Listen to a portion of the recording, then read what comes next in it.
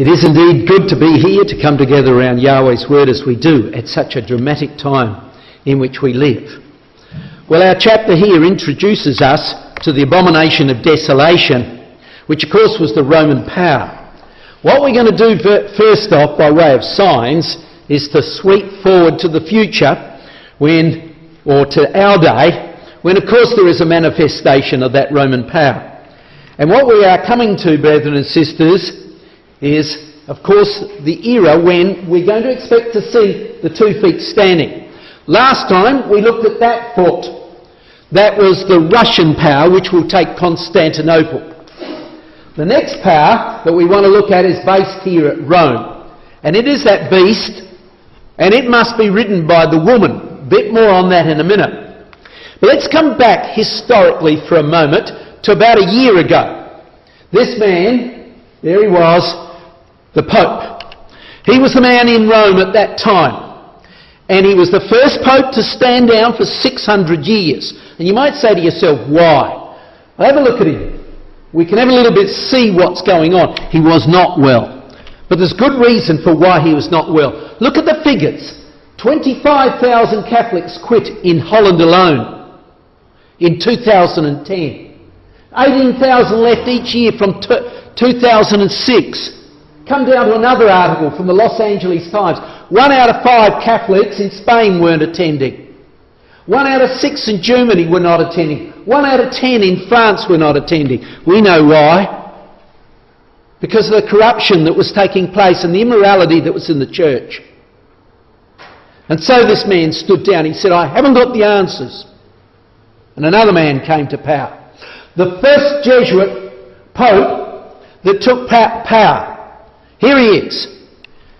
The Jesuit's oath demands that he should never have taken that position, but he did. He took that position, he sought the highest office, and who are the Jesuits? They're the Roman Catholic military, so to speak. God's Marines, says the Catholic News. This is the military power, so to speak, of the Roman Catholic Church. And when he came to power, something happened that was very dramatic. The day he was ordained in the Vatican was hit by lightning twice. And the Roman Catholic Church says this. A Roman Catholic site, here it is, said the only time that's happened before that can be recalled was in 1870 when the Church declared that it was infallible. The Pope was infallible. Significant. And so we can see how significant that means, this man coming to power. We're shown by the hand of God, it would seem. You know, here's another little interesting thing. Remarkable things. You've probably seen this, but it's most interesting. He, after a while, this year, prayed for the Ukraine area. And had 2 young teenagers, there they are, with doves, symbols of peace. And at the close of his prayer, he released those doves. And suddenly in came a crow and a seagull. Now, seagulls and crows don't usually work together, nor are they so malicious and cruel that they do that. Look what the crow did there. Yes, crows can do that. Have you ever seen a seagull do that? And it was over the Vatican Square. And it happened simultaneously, almost. What are we being told? Well, let's ask the Church, the Roman Catholic Church itself, what that really meant. Very ominous sign for Ukraine. I dare say that was true. But it also signifies things to us, doesn't it? And indeed, here he is. The Time magazine, January the 1st, stated he's the person of the year.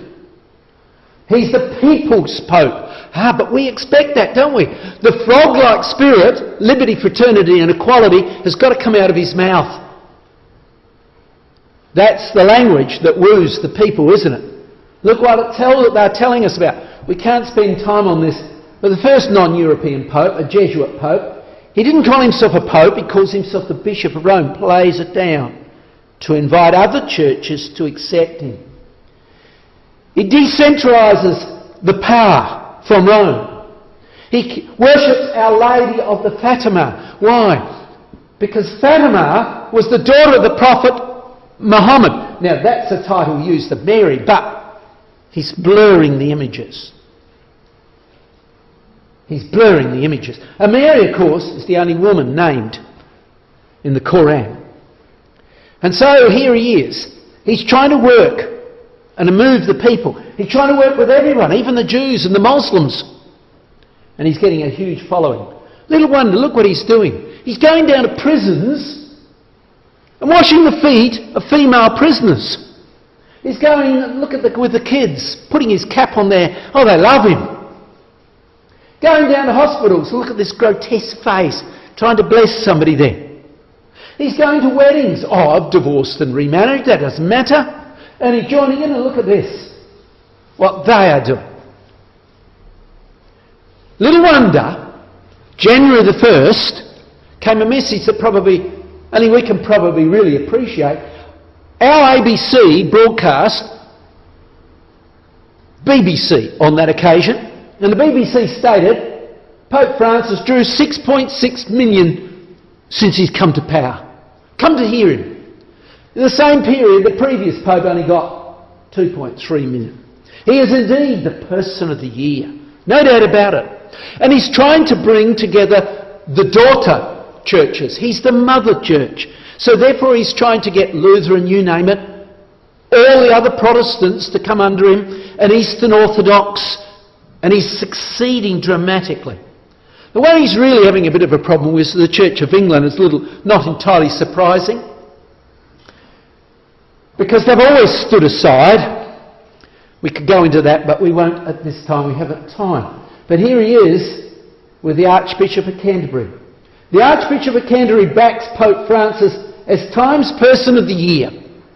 The Pope has been hugely effective, he says, and is an extraordinary man. But the people aren't being swayed. He's going to remarkable ends to achieve this. A little bit humorous here, but you know what he's done? He's established a cricket team in the papacy. And he's asked the Church of England to establish a cricket team. And next year at Lord's in London, that's this year, in September, they're going to play. He knows that's the only way he's going to sway the Brits. And he's suggesting they'll have umpires, Muslim and Jewish. He's trying to get everybody to become under his mother church control. And they're going to be doing this, said the BBC's Alan Johnson's report. He adds that that game is going to be really well run. Anything else wouldn't be cricket.